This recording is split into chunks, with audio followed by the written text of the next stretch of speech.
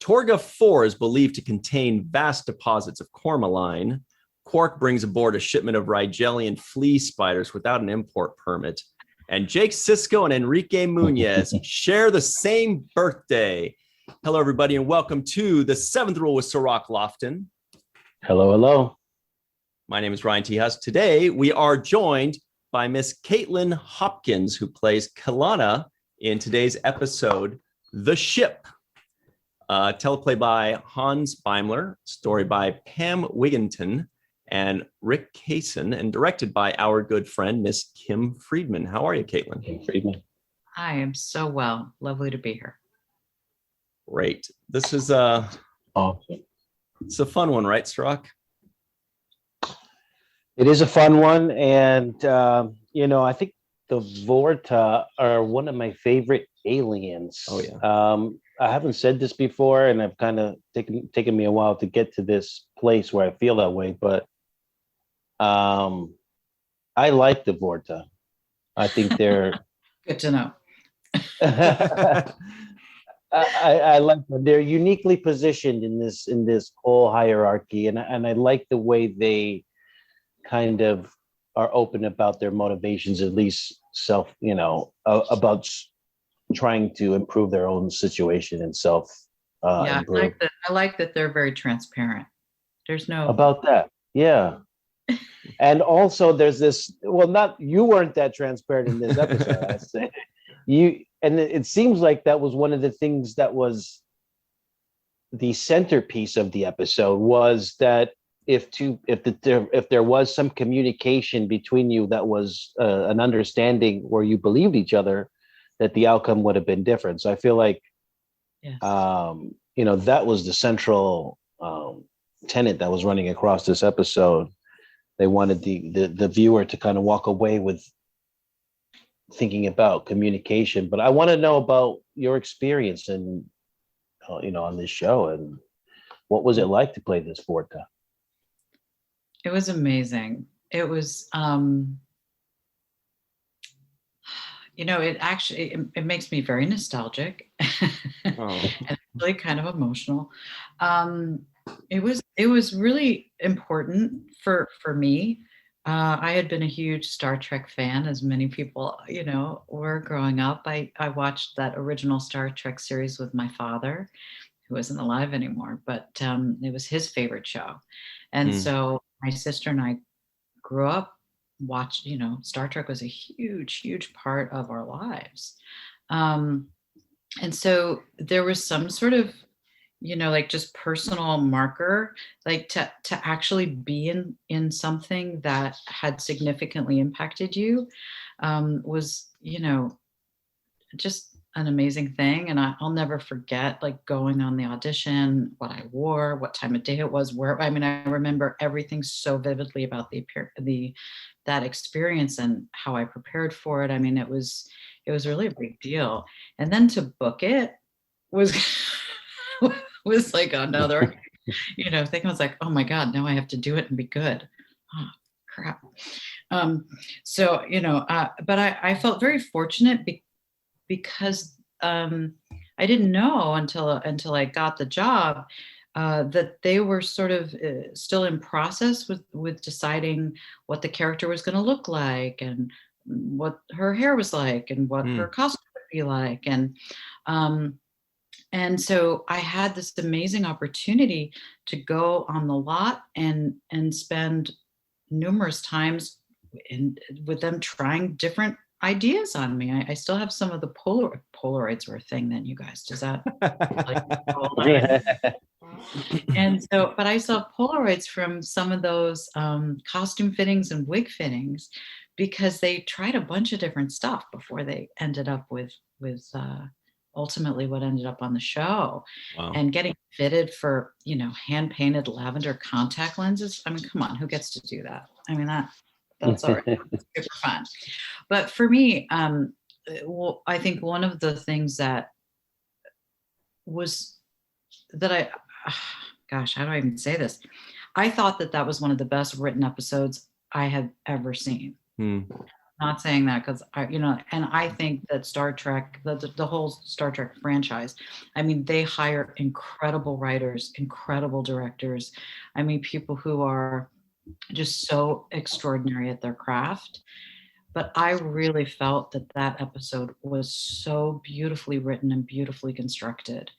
Um, and so it was such an honor and a privilege to be able to play that role is how I felt when it was happening, because I recognized and also, I mean, look at who my leading man was. Come on, he's like one of the great theater actors, and I'm a theater actor, right? Like nobody does Shakespeare better than him.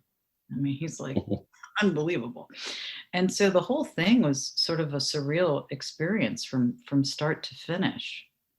And I felt, as you mentioned, that the message of the episode was really important. Right. And it's still important, and it's still relevant. It's more relevant now, I mean, than ever. Yeah. How we perceive things, how different people perceive things, and how we communicate through our differences and through the lens that we perceive things through. So that makes me just proud. Well, Kaitlin, there's definitely a lot more we want to talk about with everything that you're saying so far, but I did want to go back just a little bit.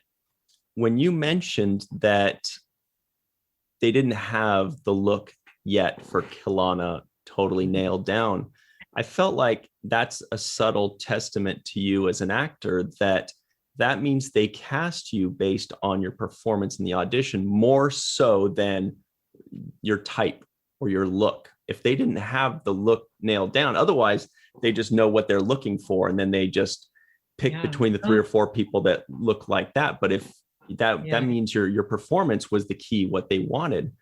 And I was wondering, did they give you any kind of coaching or any foreknowledge as to the type of characters these Vorta are? Because they're a very specific kind of alien.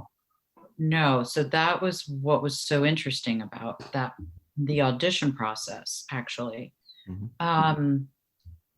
It was very clear when I went into audition after I did the scene. I remember the people in the room sort of looking at each other, and I was like, okay, I just did something good.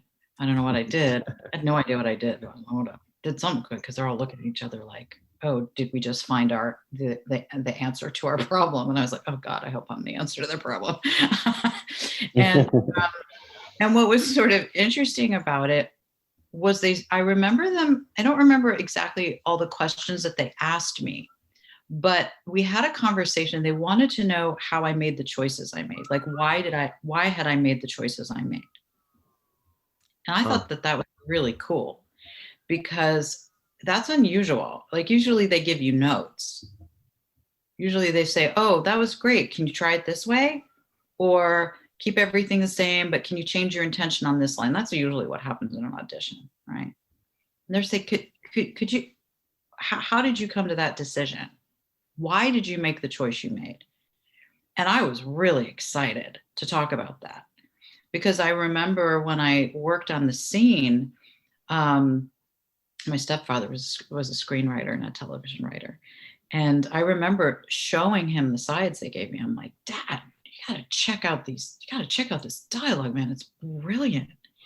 And I remember feeling just instinctively that one of the things that was important was the manipulation between these two, right? That we were manipulating each other. And I remember just reading it on the page thinking, this woman's really clever. She's really smart.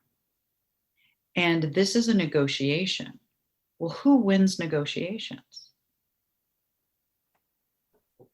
Like that, I remember asking that, like thinking that in my mind and thinking, well, if this is a negotiation when somebody has to win this, what do I have at my disposal that makes me the better competitor to win this battle, right? And I thought, well, I've got my looks, I've got my body, I've got and I've got my intelligence, and I've got my ability to read people. And I Right. thought she's somebody who must read people well. And you don't do that unless you listen well. And I remember saying to the producers, I felt that she was somebody who had to listen well in order to know what tactic to take next. You manipulate people through different tactics, but you can't know what tactic to use until you understand your adversary. So I remember talking about, as the character, wanting to assess my adversary and get a read on him, read the room, so to speak, and then make my choices based on that. And then waiting to see if they worked or not.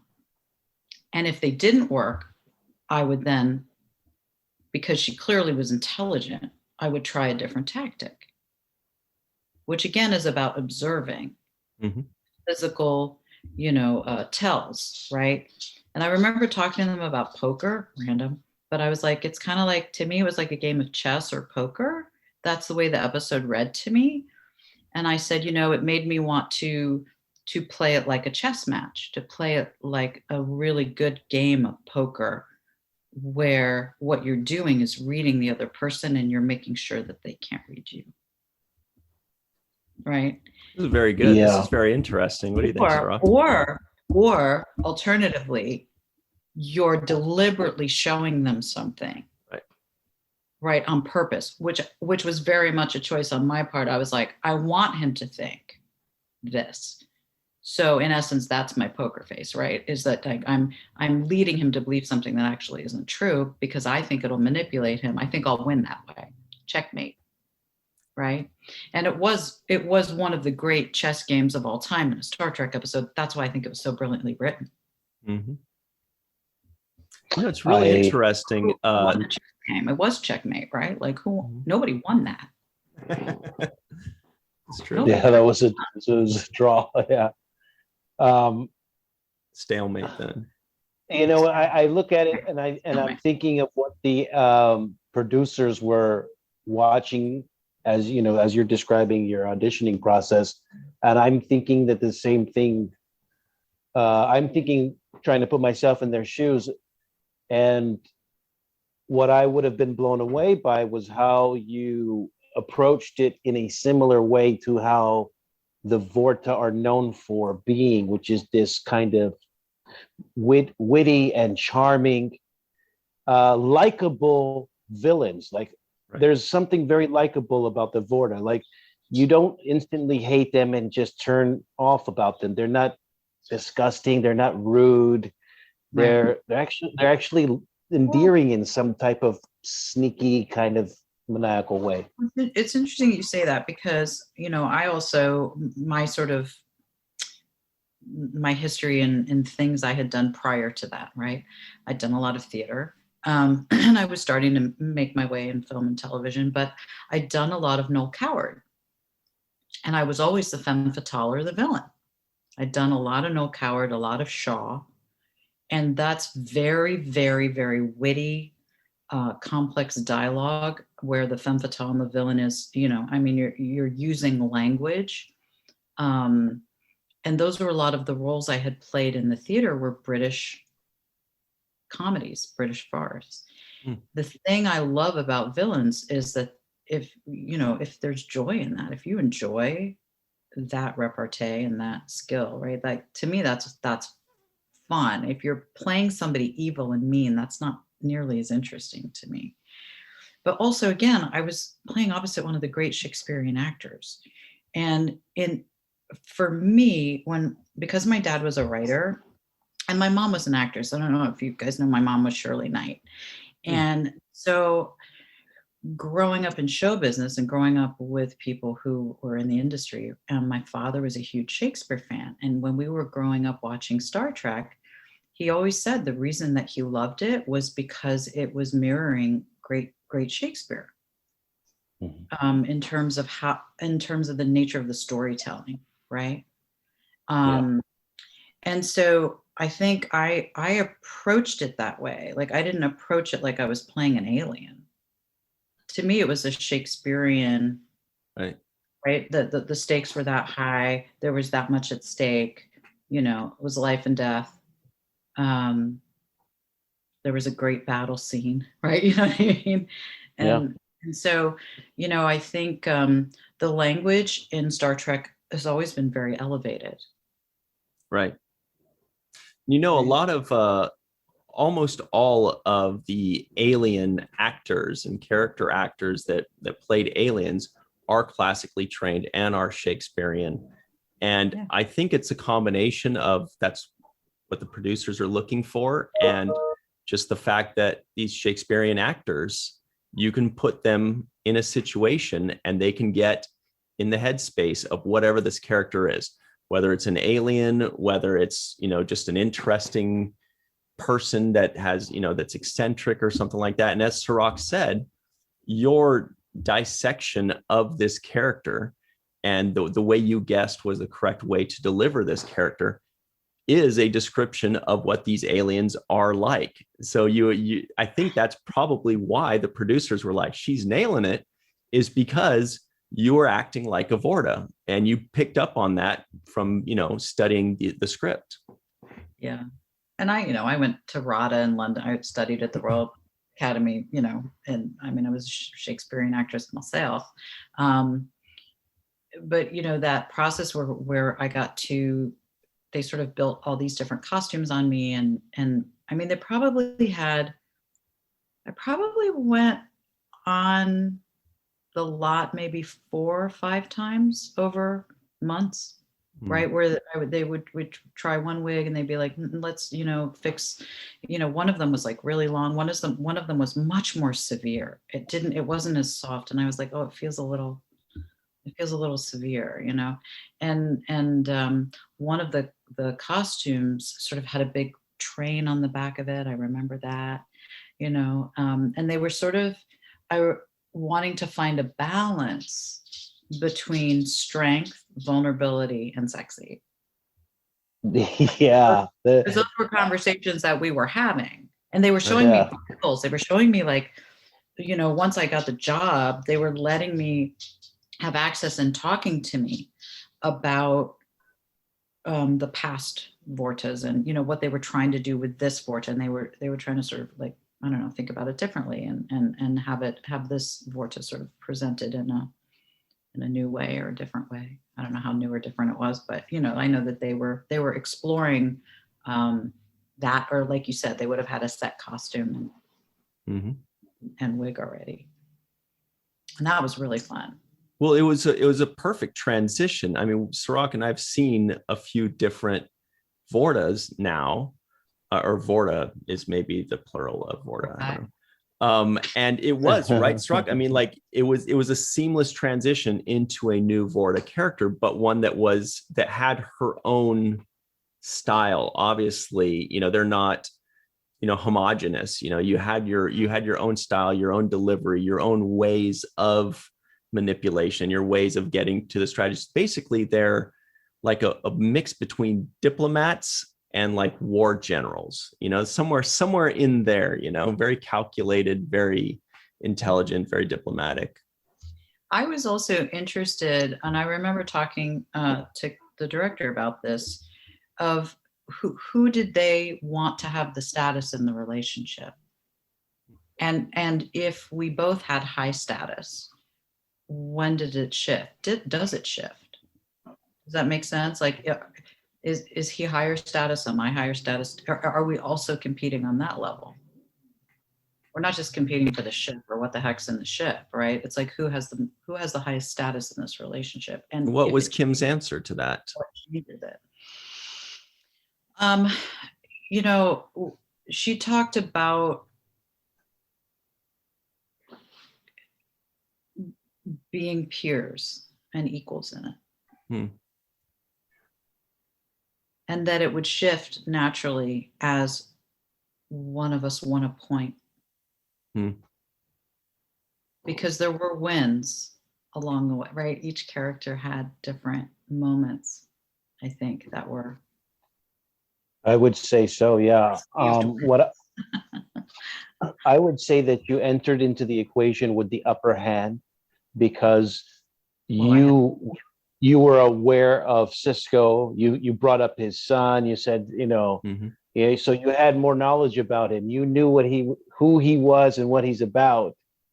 And he had no idea who you were. You're like, so he's having to gauge and learn about you where you had the upper hand. The other part that you had the upper hand is you knew what was on the ship that you were after, and he still had to figure it out. I had a huge advantage in that. Right. But I do want to give you amazing. Go ahead. I'm sorry. I want to give you credit, Kaitlin, because of how you handled yourself in the scenes with Avery. I thought you were completely independent, strong, and just held your own in those chess moments with Sisko. Thank you. Yeah, and there was especially a moment, and this kind of harkens back to when you said you didn't know exactly what you did in that auditioning process that made them, really catch attention. But when you said that, my first thought was, I think it was when your demeanor changed at the moment where you're saying, oh, we're reaching an impasse. And Sisko says, we're already there. And then you're just like, okay, then you're fucked, or whatever he said. And it was just like a completely different, and you like flipped a switch, and that was your way again of that character establishing dominance, saying, okay, I'm going to try to win at the negotiation. Okay, that doesn't work. Then I'm going to try to win at the upper hand. Yeah. It was very hot. We were in a desert. Yeah. I just want to say, all these years later, I've not forgotten. Do you remember where in the desert it was? I remember I had to get up at like 2:00 in the morning and drive in the middle of freaking nowhere desert. And, it took like 4 hours to get me into all that nonsense, right? The ears, your neck, everything. And they were spray painting me lavender and, and they got to put the boobies in. It was a process. It was, I'm not kidding. I think it was 120 degrees that day in the desert, and the ship was metal. Oh my God. Were standing on that ship, and I was like, thank you, dear God, that I put sunscreen on this morning. It was literally, how when you're in like that kind of heat and it like wafts up at you, it just like hits you in the face. Yeah. I'm astounded that my ears didn't melt, like that any of the prosthetics stayed on my face. But this will make you guys laugh. So the gentleman... actually, sorry, I just realized we've got to take our break right now, and that's a great tease because there's an amazing story that's about to happen, everybody. So stay tuned. We'll be right back on the Seventh Rule. Hey, everybody, we are back on the Seventh Rule with Cirroc Lofton. Hello. We are doing a review of Deep Space Nine Season 5, Episode 2, The Ship, with special guest star Kaitlin Hopkins joining us, who played Kilana. Very quickly, we also will go over the trivioids that may or may not have made the cutting room floor. Caitlin's like, why do you guys keep pushing these trivioids? It's just kind of a thing. So here they are. Torga 4 is believed to contain vast deposits of cormaline, I think is how they pronounced it. Chief O'Brien pretends to teach Munez something as an excuse to sit and take a break. We get a benzite sighting. Quark brings aboard a shipment of Rigelian flea spiders without an import permit. Worf leads a team to bury 42 Jem'Hadar and 1 Vorta. The Dominion doesn't recognize Federation traditions. That was another great line that you said, Kaitlin. Munez is leaking like a ruptured plasma conduit. Worf rips out the Vorta's computer console, which was funny. Jake Sisko and Enrique Munez share the same birthday. Lastly, Worf and O'Brien keep the predators away from a dead man. Anyway, so where were we, Kaitlin? You're about to tell us something grand. I was about to tell you a story. Gather around. I gather around, everyone. But the story goes like this. The ship was metal. We were in the desert. It was 120 degrees. And that heat was just whacking us in the face. And they had to keep cutting so that Avery and I could go, and they would put like ice packs on our necks and on our wrists, and they were just trying to keep us from overheating. Well, here's the story. So those fabulous Jackson-Bey who are standing behind me, and they're super tall and yummy, right? But they're freaking covered in rubber, you guys. Mm-hmm. Right? Like that whole thing. Like I just have my little ears and my little contact lenses, which I was quite sure were going to melt onto my eyeballs. They were like lavender hand painted. Anyway, all of a sudden we're shooting. Those two guys behind me, and all of a sudden I hear, oh no. And that poor guy, one of those two Jackson-Bey men, just passed out. Couldn't make it. Got overheated under that rubber thing and was done. And they were like, cut. Like, oh no. So I ran over, on the set, on the sets, the director, I'm sure your fans, you guys have seen this in movies, right? The director's like sitting behind like a little TV where they can like watch the playback. And I immediately ran behind Kim and I was like, can I see the playback?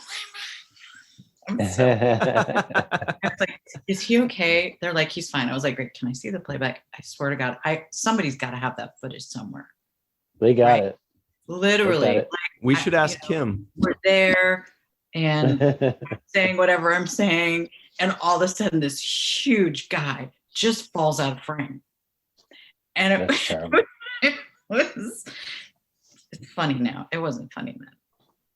Wow. It was just it wasn't funny then. It was a life or death issue then, but now we can laugh about it. So you're saying he was done, or did he try to walk it off? Say, no, I'm okay. I want to get my. He was out cold. Like he fainted. He fainted. They had to, his day was over. People came in, and I he was okay. I think they just had to hydrate him, cool him off a little. Yeah. So I do have a couple quick questions for you, Kaitlin, that when I was watching this again, they kind of just popped in my head. Very quick and easy ones. Number one, when you're scooping up the dead founder, did they tell you what was that stuff you were scooping up? Was it sand? Was it cream of wheat? You're the second person that's asked me that over the years. Couscous? Couscous. I don't know. I don't remember. Isn't that terrible? And I know that would be really cool if I did. Mm-hmm. But I think, can't we just contact the props person? Because I'm dying to know now, because I don't remember what it was. I was just like, it's cool. I think it was coffee grinds. Ground coffee. But I think there's something to be said for like the mystery, the mystery of it all. Like us, no one ever really knowing what a ground up melted founder is made of. Yeah. Mm. Oh, and Cirroc, you wanted to ask about the set. That was definitely something that I was watching. I mean, what do you want to ask? Well, you said a little bit about it, that it was made out of metal, but I just wanted to know that thing that we're looking at behind Ryan, where's this? Was something that they built into the rocks, right? I mean, this is something that was. I guess so, because I drove out to the middle of the desert, as I said, at like 4:00 in the morning, and it was there, right? So I think that they scouted the location, and they built it into the rock. Yeah, they brought it out there, and it was already there when I got there. I was trying to figure out, like, how long does that take a team to build? I mean, usually they only have like a week to do this, but like, since it was the second episode of a season, maybe they started building it. I mean, before, maybe. But I wonder. It makes me wonder. Was it a pre-existing set that they drove out on a flatbed? Mm-hmm. And so it was already constructed. Or constructed in a prop warehouse somewhere, around the lot. or they just got it out of storage. I mean, one of the things that was so fascinating, I felt so lucky to have had this experience because I got to go and have all those costume and wig fittings, right? Mm-hmm. I got to walk through one of the costume warehouses where they store all of the frickin' Star Trek costumes. Wow. And you know how I like when you go to the dry cleaners and they have those yeah, what you call them, right? Like the thing that electrically moves around and like they're like, oh, it's your number and here comes your, your dry cleaning. That's what it was like, but it was like the Disneyland of dry cleaners, right? Like it was huge. It was huge, and maybe it wasn't as big as I remember it. But it was like it's that big. It was this huge sound stage, and the whole thing was like all of these racks, and they would, I was fascinated, and I said, how do you find anything? And they said, oh, you just punch in what you're looking for, the number, right? And just like the dry cleaner thing, it brings it around and it drops off your, Starfleet uniform with like the pecs and the shoulder pads built in. I didn't know that either. I was like, how come everybody looks like they're photoshopped on Star Trek? That's because a lot of secrets. There's a lot of secrets. There's like tummy things that hold you in. Well, speaking of the fittings, I mean, that outfit that you have on behind Ryan is pretty revealing in the cleavage section. In that sector. I hate to disappoint in that sector, but I don't got those boobies. Those they look great totally right there. Like, whatever is there. They just mushed together what I had, and then they put all kinds of wedges and stuff in there. Then they took like a nice brush with some blush on it and kind of, gave me a little cleavage, a little shadow. That was so much fun to have big boobs for a day. You were only out there for a day? Okay, a couple days, whatever. Okay, I was going to say that's a good job. Also, I just kept saying how beautiful you are, and usually people when they're wearing alien makeup are not still attractive, but I found myself looking at you and saying how attractive you were. That's very funny. Well, thank you.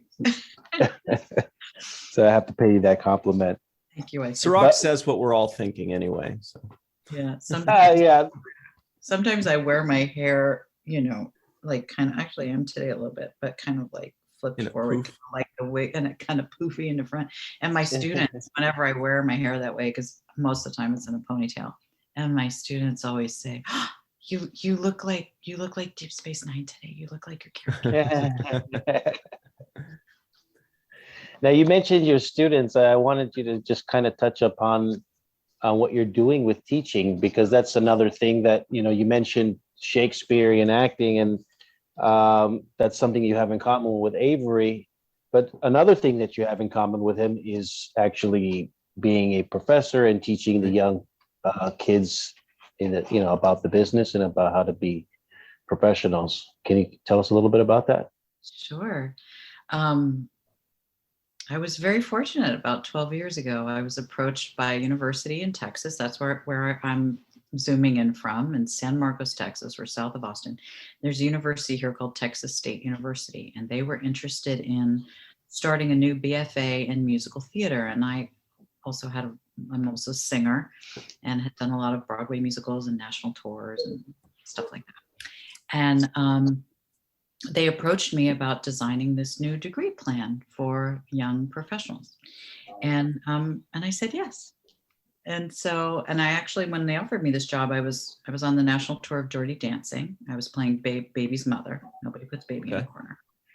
And I was supposed to go back to New York, and they were doing a Broadway revival of Bye Bye Birdie, and I had been asked to do that. And I ended up backing out of that because I had this extraordinary opportunity. I mean, that's never going to happen again, right? Someone's like, hey, you want to design a degree plan in musical theater? And I was like, yeah. And I had started directing and producing, and they were really offering me an extraordinary opportunity here to be able to direct as well as teach and produce and all. I'm primarily interested in producing new plays and new musicals, and this would give me a place to do that. And so I did. And so I've been here now for a little over 10 years, and I teach and run the program, and get to, I don't know, help shape young artists in the industry. And, you know, we're a program and a university that's primarily based in social justice. And a lot of my students are artist activists, and we're a Hispanic serving institution. So most of my students are students of color. And yeah, it's been an incredible gift in my life to be able to, I love getting up every day and getting to go to work and teach. It's an amazing thing. I didn't see my life going that way. Like, it wasn't something I planned or something I thought would happen. But I'm sure glad it did. You know, along that subject, as well as Cirroc mentioned, Mr. Avery Brooks is also a professor, and you got to share quite a handful of scenes with him. Can you tell us what that was like working with Avery, and if you had known him before or known of him before, or was this a first time meeting, and any impressions you had? Yeah, no, I was very aware of him because I was a huge fan. Nice.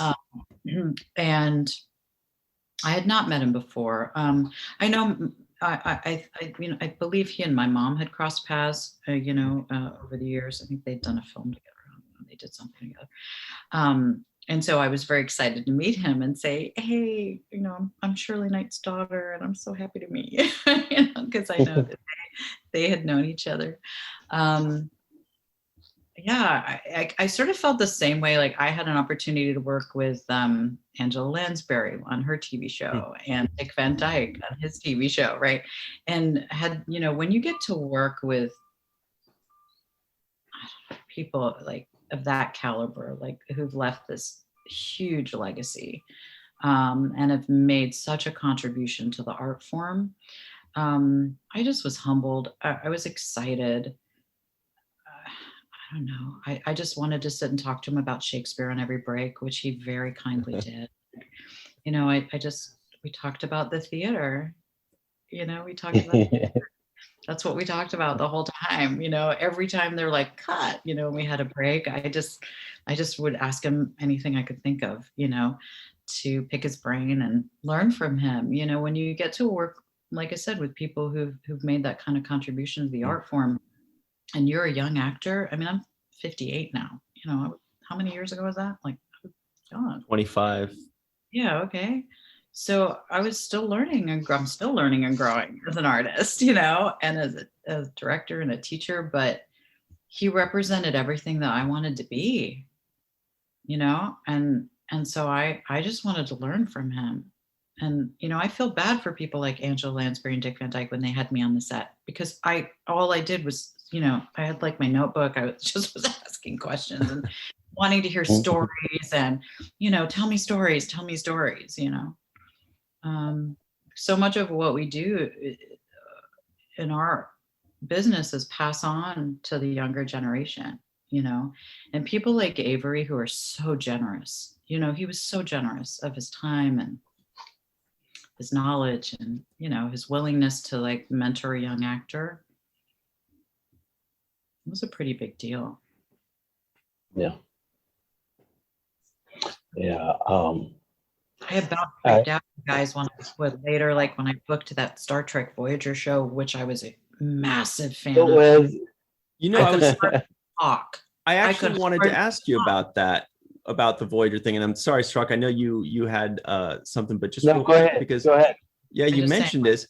I did want to ask you, not to get too deep into a different series or a different episode, but I was curious, was it just a coincidence or happenstance that you booked a second Star Trek role, or were you part of a short list of people that they called back and said, maybe, what about Kaitlin? Maybe she could do this. How did that process work?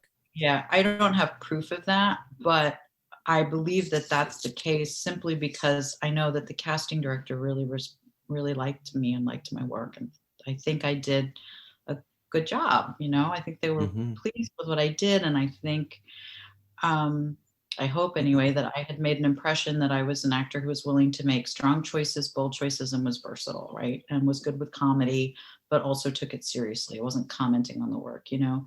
And I feel like they brought me in specifically for that other role because I think they wanted to see what I would do with it. Mm-hmm. So I they really called do. you and asked you to read for this particular Yeah. role. Wow, Yeah. that's cool. Whereas when I went in for Deep Space Nine, you know, my agents had submitted me and they let me come in on it. Wow. So What a compliment. well, I don't know for sure that that's true, but that was I remember that was how it felt at the time. Mm-hmm. And sort of, you know, I was really excited that I got it.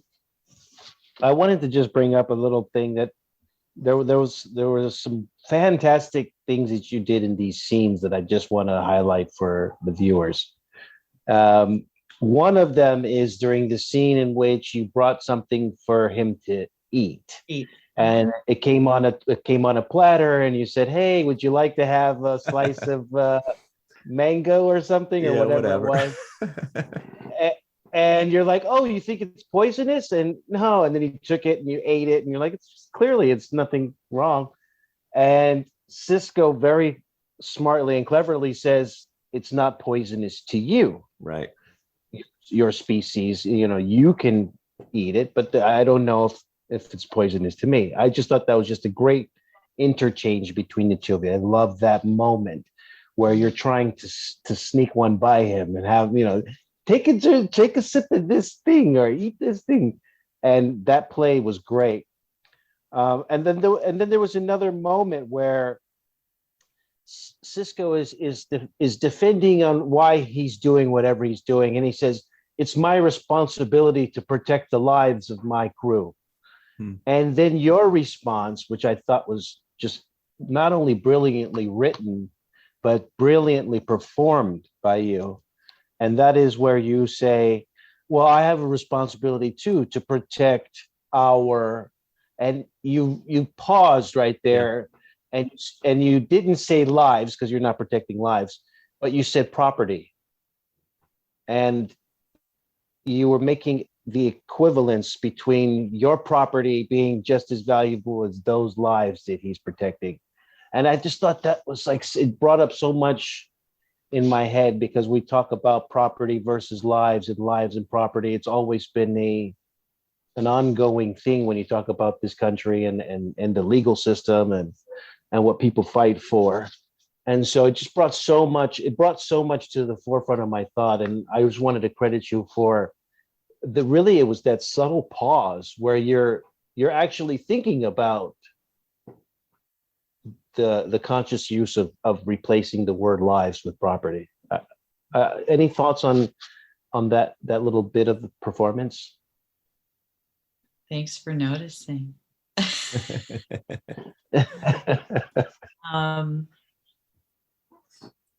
Thoughts? I don't know. It's a choice. I mean, it's just such a great choice. I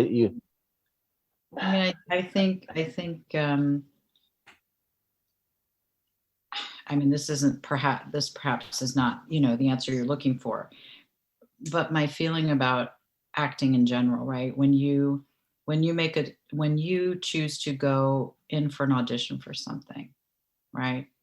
Or you choose to accept a job you're offered, maybe you didn't audition for it. I think that we have responsibility in the narratives that we put out there. Right. And we can choose the narratives that we choose to, you know, put out in the world and not. And, you know, to young actors out there, I'm like, there's no job in the world that's worth putting a narrative out there where you are either reinforcing a stereotype or, I don't know, whether it has to do with, you know, it's a longer, you know, I don't want to go off into a political conversation, but I really felt strongly about the narratives that Star Trek was putting out into the world. You know, the messages and the stories that they were telling and how they were telling them. Right? Like I had a real awareness, appreciation, and gratitude for the types of stories they were telling and how they were choosing to tell them. And so I took it very seriously. And as a young actor, you take everything seriously, right? And maybe too seriously. But I was really looking at that. I was looking at dissecting that and and I am somebody who chooses her words very carefully. I think words have power, and I think words matter. Mm-hmm. And that was a personal part of me that I brought to the character as my response to the question, in terms of choosing the word that she chose. That it was I think it was deliberate for the character. Yes. And important that the character deliberately made that choice. Mm-hmm. And just throw it away. Yeah. And I loved eating it up. I ate it up. And also there was also, with everything with Star Trek, there's a ton of subtext, and she was also trying to hide the fact that there was a living being. She was trying to throw like a little red herring, trying to throw him off the scent as well, kind of saying she didn't necessarily also want to say lives, because she didn't want them to know that there's a life that's important there, that she's, kind of tries to throw them off the scent there. We only have a couple minutes left, Kaitlin, but this has been so much fun. This has been really good. We really appreciate you taking the time to join us here. We talk often about episodes that are memorable. And when I look back at Deep Space Nine or certain seasons, there are a few episodes that really stand out. This is one of those that left an impression, on me. And I feel like on most Star Trek viewers, even if you've just watched the entire series once through 25 years ago, if somebody shows the picture of your character, people go, I know exactly who that is. I know what her role was in the episode. I know what the episode was about. It was a very clear and memorable episode. And I think that kind of is similar to what you were saying earlier in this recording about how you thought this was one of the better or best written episodes. I totally agree. Very memorable. Any final thoughts on it before we go? No, it's just like, thank you for inviting me to revisit it, because it's something I'm very proud of, and and I feel very lucky to be, this much a part of the Star Trek story and legacy, so thanks for letting me revisit it. That was really a pleasure.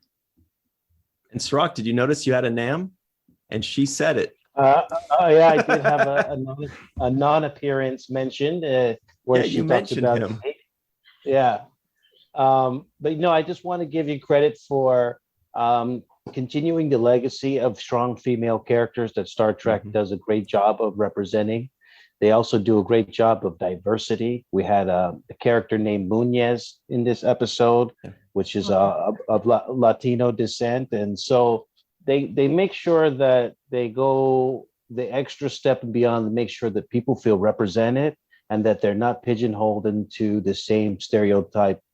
That's right. And they were doing that way before it was, cool and everybody suddenly woke and being way inclusive before. And caring about underrepresented demographics and caring about representation, and they were doing it not just related to race. They were doing it and related to body types and gender diversity long before anybody was even having that conversation. Yes. So again, I always respected that they were very subtly or not so subtly putting that narrative out into the world, and telling stories. I don't need to see another episode of television where women are raped and beaten and perpetuate that it's okay to do that, right? Absolutely.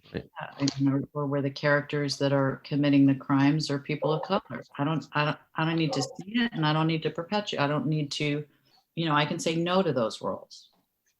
Yes. And no, I don't want on to put top that of that, Star Trek and Deep Space Nine, on top of that, also is willing to throw in a little bit of imagery to remind us of those things. Is like in the episode Cirroc where Sisko goes into that box, we kind of keep talking about that one. There's a lot of little imagery where they kind of still put in these subtle hints and say, remember, this thing still exists, or that thing used to still exist. And so, they present things so well, and they write it so well that you just kind of have this aha moment. And that's what we love about Star Trek. But thank you very much. Yeah, I was glued to my seat watching this episode. Sometimes I watch an episode and I do other things, do a little knickknacks around the house. So, I mean, it depends if the episode has my attention or not. If it doesn't, then I'm going to find little things to do while I'm taking my notes here and there. But if it doesn't have my attention, But this one, I actually planned to do like little things, but I found myself sitting there and glued to the TV, like, I have to see what's going to happen next. And even the music, I want to give a shout out to the director, Kim Friedman. She did a great job with keeping the suspense for such a small amount of space. I'm sure she didn't have a huge set to work with, but she kept the suspense there. The music was remarkably suspenseful and kept me interested and kept it eerie and ominous. So I just want to make sure everybody gets their credit. But fantastic job, Miss Kaitlin Hopkins. Thank you so much for being on the show and sharing your experience. Clearly, now I have more understanding why you shine so much, because you have that background and you have that foundation. And obviously that background, that foundation can help you develop an entire curriculum at a university. So there's there's a lot of depth to that knowledge, ladies and gentlemen. So let's keep it our pays fingers off. crossed that they have the Star Trek convention in August. They keep rescheduling it, and I was so excited. It's my first one I've ever been invited to. Oh, that means you'll be there, huh? Something to look forward to. If it happens, I'm really excited. We are going to see you there, Kaitlin. We will see you there. We'll see you there. Kitty Swank is supposed to be there, and like lots of people I love that have been in my life for many years will be there, I hope. So it'd be great to see everybody. Looking forward to it. We have good chances. I think we're above 90% chance of it happening, I think. All right, good. All right. Well, in that case, I owe you guys a drink. All right. Oh, well, we owe you a drink. I'd like to buy you a drink. So we can both our get drinks one. are like this big though, so I hope that's okay. They're like fish bowls in a straw. They're biggest size. Anyway, we do want to give a very quick special thanks to Carmen, aka Skillet, PJ Tomas, TJ Jackson-Bey out in Missouri, Bill Victor Arucan, Yvette Blackmon, Homer Frizzell, Dr. Marie Segal, Dr. Susan V. Gruner, Tim Baum, Titus Mohler, and Eve England out in Wales. Thank you all very much. Kaitlin Hopkins, you were incredible. We look forward to seeing you in just a few months. And everybody at home, stick around for the free-for-all. We'll be right back on the... Wait, Kaitlin, can you tell us in 20 seconds or less your new businesses that you have so we can promote those very quickly? I'm so sorry. Yeah. I've got a wonderful, if you suffer from dry mouth at all, I've got a wonderful dry mouth throat lozenge that I developed and it's been on the market for a few years now. We have a new flavor coming out. The original flavor is tart green apple, and we now have a tart manuka honey lemon flavor. And the name of the company is Fontus, Fontus, Fontus Dry Mouth Lozenges. You can follow us on, Instagram and all that good stuff. And then I also have a company called Living Mental Wellness, which is a curriculum developed for life skills and mental health for performing artists and other humans who need that stuff. If you ever have a commercial for your throat lozenges, they should be dancing around going, say, you want us, Fontus. Okay. Oh, wow. No, I'll cut that out. Yeah, we can cut that out. I tell you what, though, you guys got to send me your addresses so I can send you samples. Because I totally want that Star Trek endorsement. That would be really awesome. All day. You will have it, and I can't wait to give you a big hug in person when I see you at the next convention, at your first convention. I know, excited. Be well. Thanks very much. Everybody Thank at you so home, much. always remember the seventh rule. Welcome back to the seventh rule with Cirroc Lofton. Hello, hello. I am Scott Jensen. Somehow tonight we have Homer Frizzell with us. Proceed. We have Miss Marie Segal, Dr. Sue Gruner, TJ Jackson-Bey down in Missouri. I don't. Yeah. Never been that way. I can't tell you. And Tim Baum. Our old pal, Ryan T. Husk.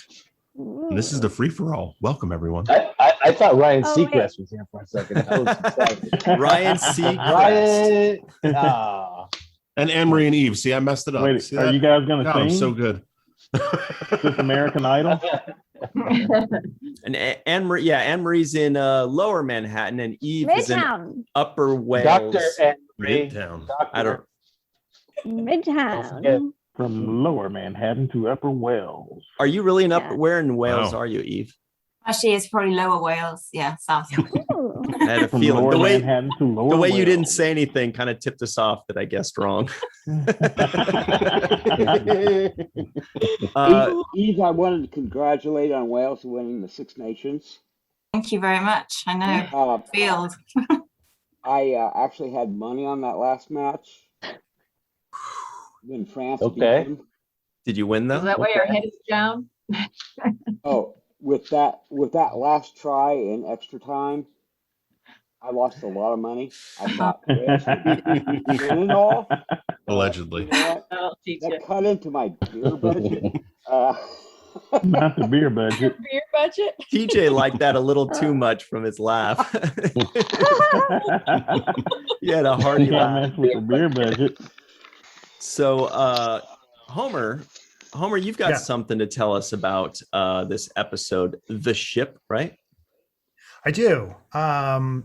It's one thing that I read in the DS9 companion, and another thing that just came to me as I was watching it. So I'll start off with the first one about what would have happened if Sisko, and the entire crew stayed in the ship the entire time. Like they had that sort of ratcheting up, that pressure cooker with the bombs going off in the air. And so instead it could have been like the Alamo, for example, because I think when he met with the Jem'Hadar and the Vorta, it kind of depressurized the situation. So it would have been interesting to see how they might have done that differently, and how the different scenes would have been played out. You know, the Jem'Hadar faction, I think we would have gotten a little bit more information about how they were feeling specifically, and the pressure in the ship. The other thing, though, that I'm more curious about is that I don't know what the changeling was at the end, because if that's the floor, then there's that a seat, but they don't sit down. What was that thing that the changeling was? Because when I first saw it, I was like, oh, The that's a ceiling. ceiling. So that's a Cushion, luggage yeah. compartment, but it's actually the floor because the ship's upside down. Well, the Maybe changeling, it's like a pet bed. the changeling pet just probably bed. just stuck into the ceiling. That's But what I it was the figured. floor. Yeah, but it can move from the floor to the ceiling. What- It It was was- dripping on the What kind floor, of right? pet? It's I don't know, the like a changeling was a gecko. speed bump on the floor. Whatever their targs are. Yeah, but it Don't can get it. move and slither up to or Pet down throne. to wherever the top is, wherever it's Mhm. most comfortable hiding.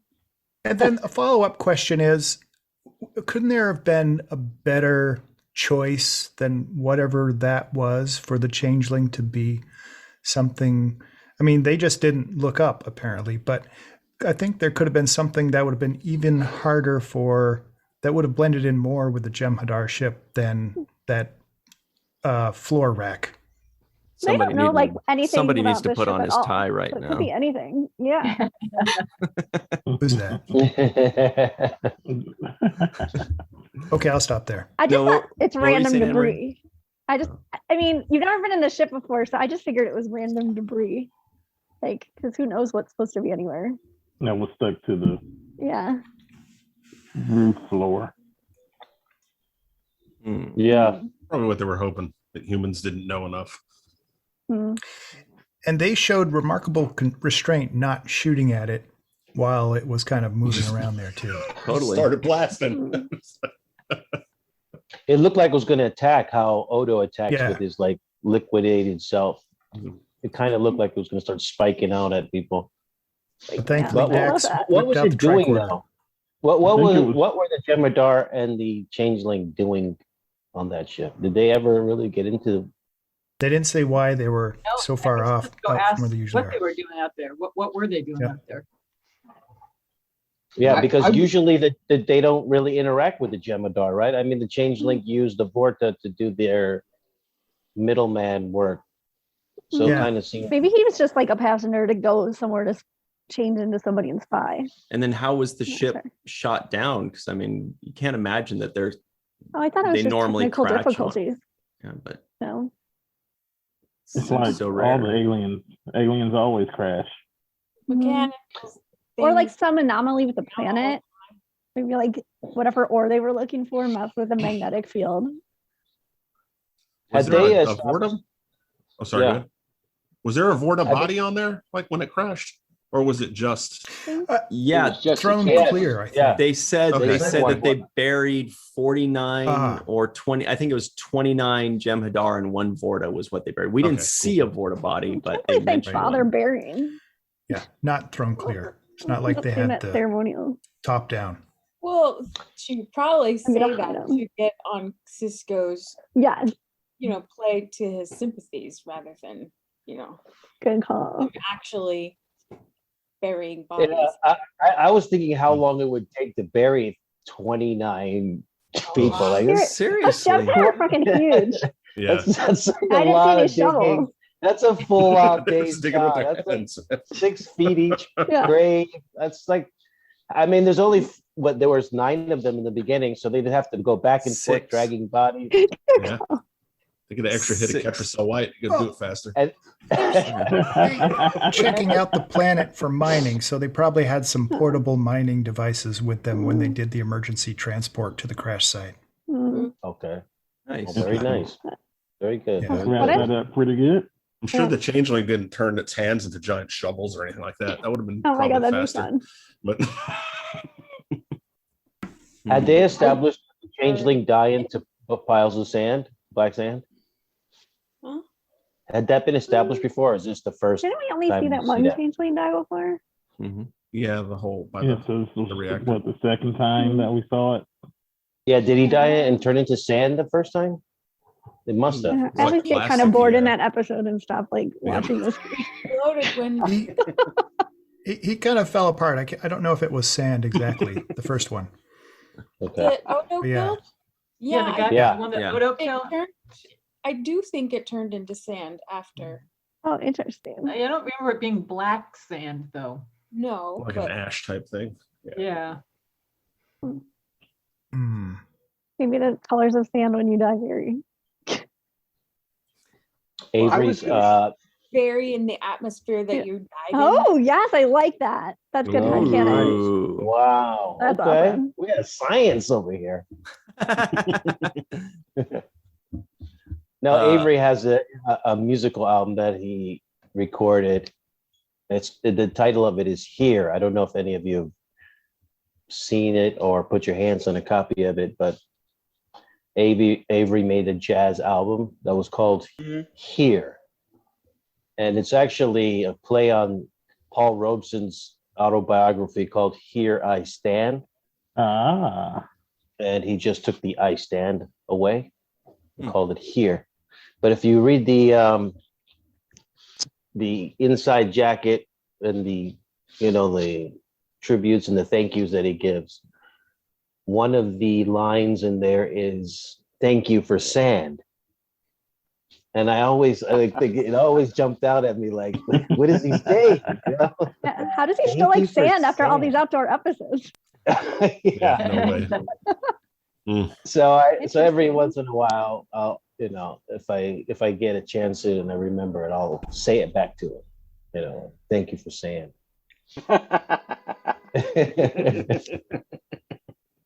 You haven't never asked him, Cirroc? Yeah, I've asked him. I've brought it up many times, and I mean, it's like a metaphor. It's like this. It's like a deep thought for him. So essentially, it's almost like, the earth that we're standing on. So it's a little bit of that. But I just think it's funny the way he wrote it like that.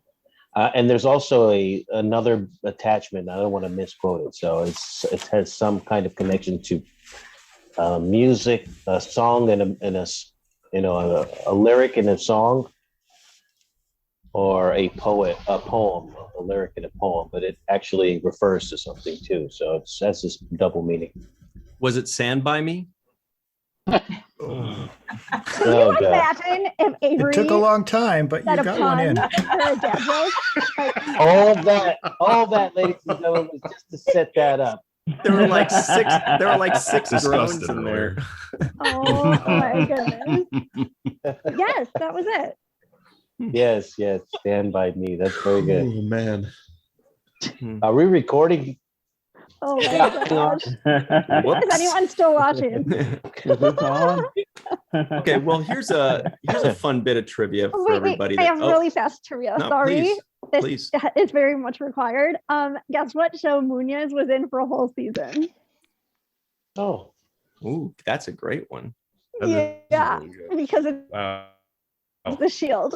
Oh, Wow. Yeah. Wow. Yeah. Circle. Super exciting. Yeah. Okay, continue. Sorry. And we all just do one long wow in honor of Aaron Eisenberg for The Shield. Wow.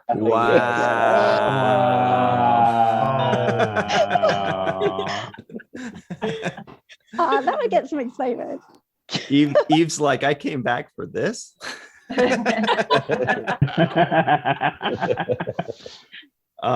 Okay, so here's a fun bit of trivia, and it's actually similar to what Anne-Marie was talking about. His name is FJ Rio, by the way. And so Eve probably knows the answer to this question, but most of you may not. Do you know how many other episodes of Star Trek this actor was in? And bonus points if you know the series. Oh, I know that. All right. No, I don't. Damn it. I was like, whoa, Which actor? That's awesome. All right, Anne-Marie, do you know? Voyager and Enterprise. Mhm. And then 2 more of Deep Space Nine, which I love because it really makes you feel something when the character's not a one-off who dies. Totally. 3 Deep Space Nine episodes. is Yeah. so good at that. But I don't remember right now. I don't think I remember like exactly where I've seen him in the other 2. And Just do you say guys No, because one of them's Enterprise.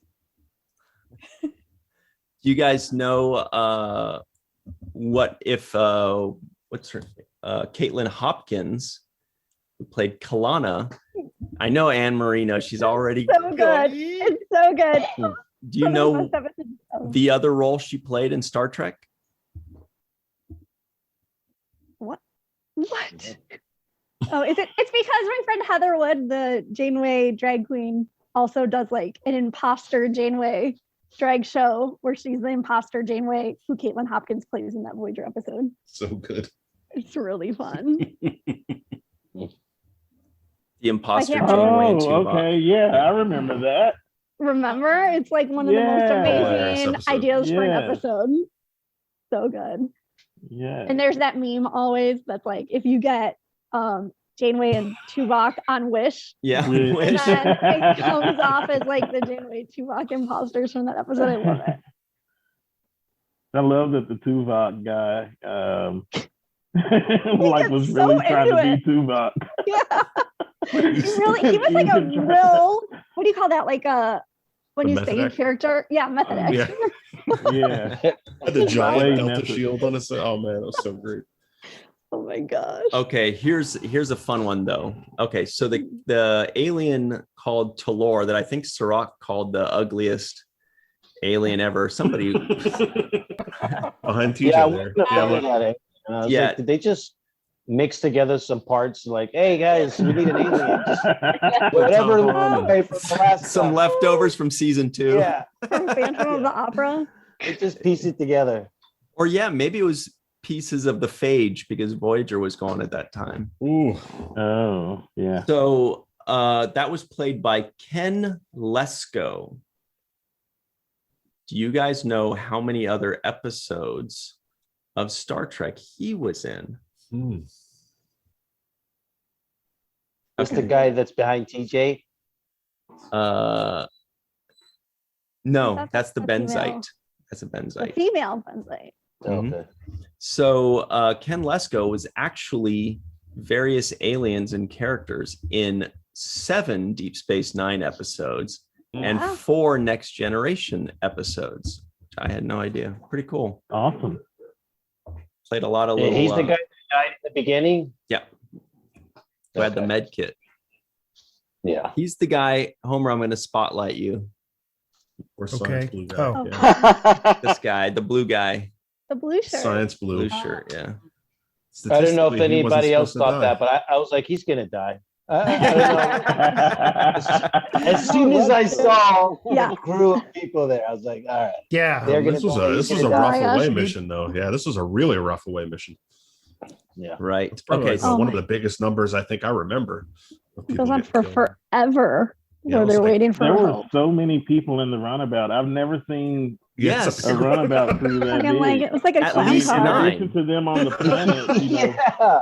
It's a there are TARDIS. 5 of them on the Throw 'em on the planet, back. and like there Yeah. are already like 5 people still in the runabout. Yeah, there were They're at still least back there. 9. At least 9 that we know about. So you know they were like already getting on each other's nerves. And then this happened. They're like, put on And some they all deodorant, felt bad Worf. afterwards. Oh man. All right, I so was here's asked Homer to shave. I mean, Yeah. he hadn't shaved in a while. so Who There you go. hadn't show a Worf? I need to manscape, Captain. Oh my gosh. I would love an episode of just that. Oh God. I bet No, Riker. not a whole- I bet Riker would teach I know. him. Paramount Plus. I don't know about And that's the worst No, series. that's not Paramount Plus. That's Paramount X. Yeah. that. You Yeah, turn the plus like that. To a Paramount After minus. Dark. That would be a Paramount minus. So we- No, spin-off series. Oh, Then man. Starfleet was calling Worf's him back. I don't makeover know. show.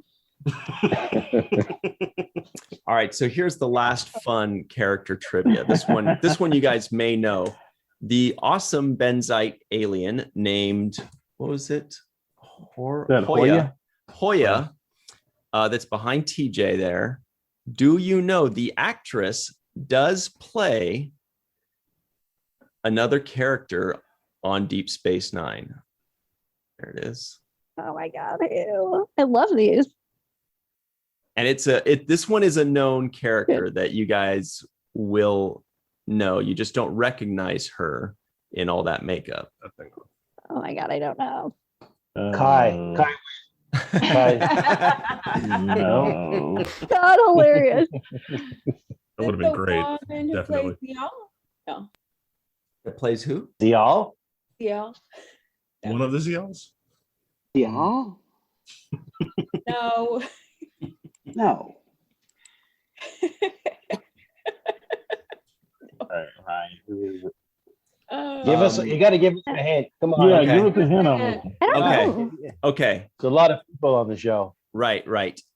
I will give Okay. you. So the hints are, she actually appears in 2 episodes, and we have not reviewed them yet. And it's the same character in those 2 episodes. So weird. I just cheated and looked at the name and I still don't know who it is. Oh wow, really? Yeah. Is it a Romulan senator by chance? No. The way that head's Okay. Okay, so I think this will give it away, is if you see her actual face. Check this out.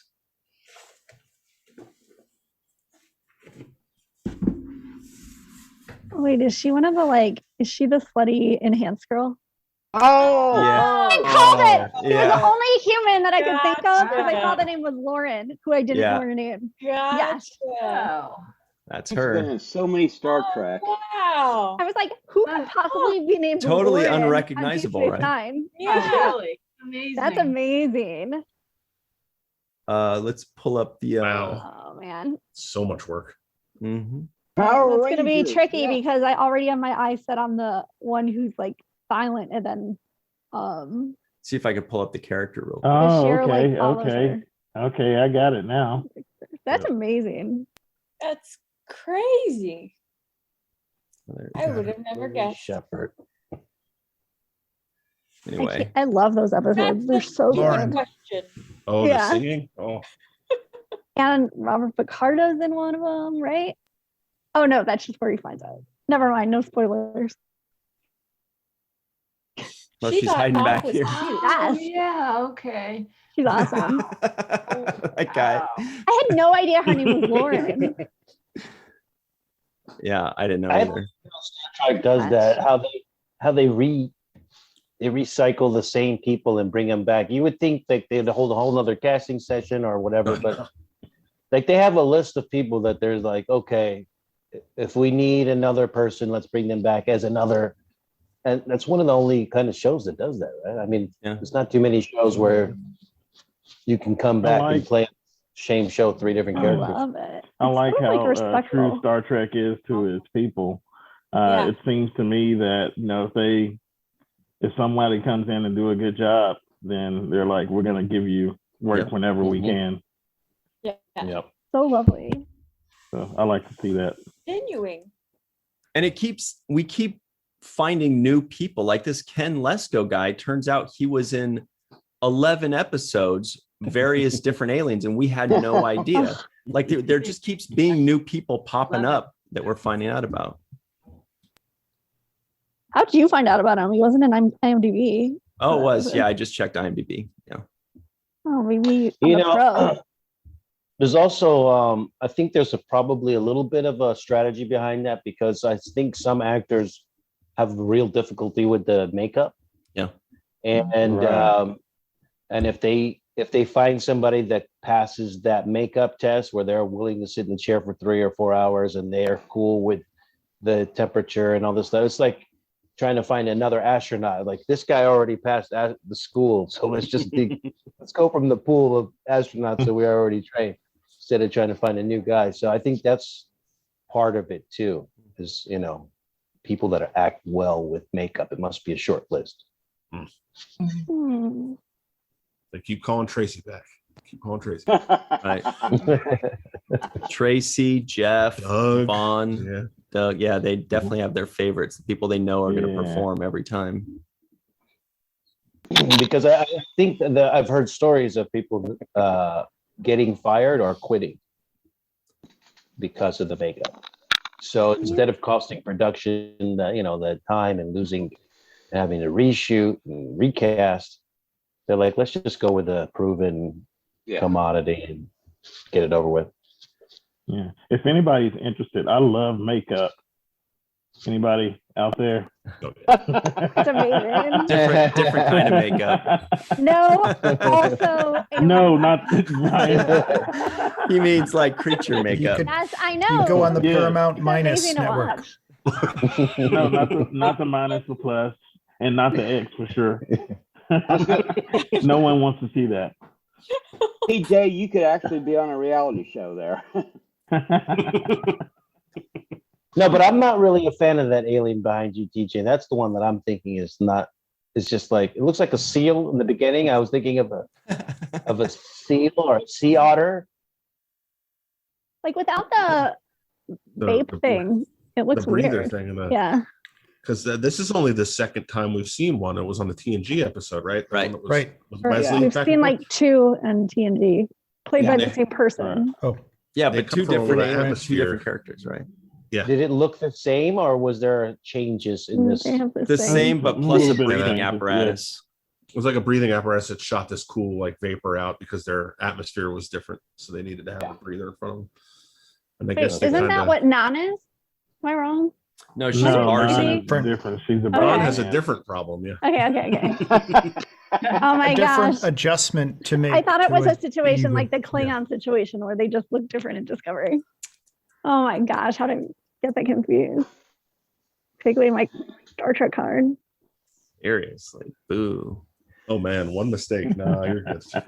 So we have just a few minutes left, but Mr. Scott Jensen, do you want to show us your shirt that you're wearing today? Oh, check this out, everybody. Brand new.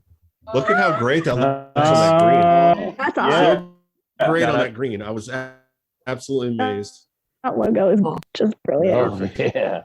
Nice. Shout out to Love Sci-Fi it. Sisters. Yeah.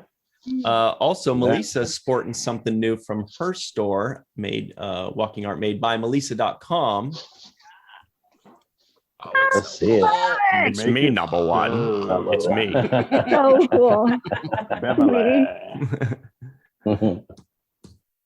I'm getting one of those. Nice.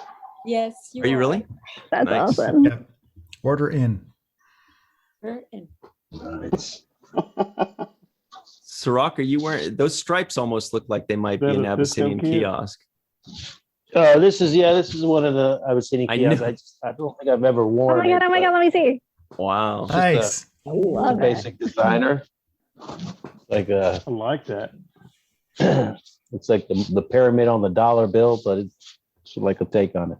Love that color. Dollar bills. Dollars. So that's Abyssinian Hey, you know, kiosk. I was just thinking really quickly about the set that they have behind you. I was wondering how it was built and stuff. I don't know if anybody else had those questions about. We definitely covered that one with Kaitlin earlier in this episode. Sure. But I just wondered if anybody else See if they had that anything question to while add to it. watching. Yeah. Yeah. If anyone else. Well, I was read kind of- I read that the ship supposedly is about the size of a football field, so they decided the way that they would show it is make it as though it really crashed hard, and they only showed Into a little the bit rock. above it. Yeah, That's Interesting. smart. Very cool. smart. And it's a Kim Friedman episode. Mhm. It is, Yes. Love her. and it was hot outside that Yeah, they day. had to Always like hot, hire yeah. extra people for water and stuff.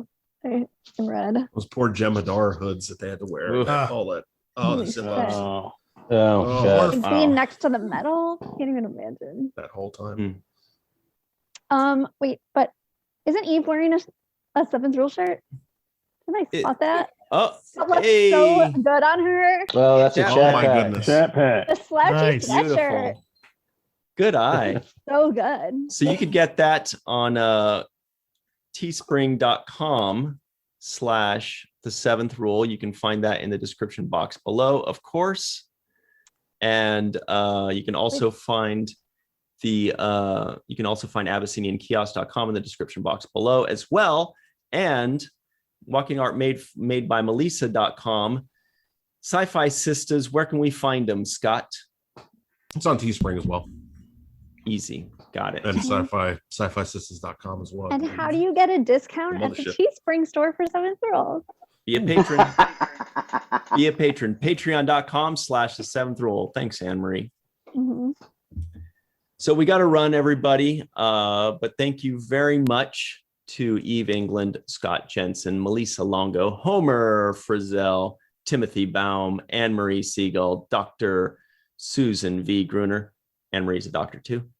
Cirroc Lofton, of course, Mr. TJ Jackson-Bey out in Missouri. That hand just fit right up in that face. Love it. Just a very good spell. All right. Thanks very much, guys. We'll see you next time Thank you. on the 7th rule.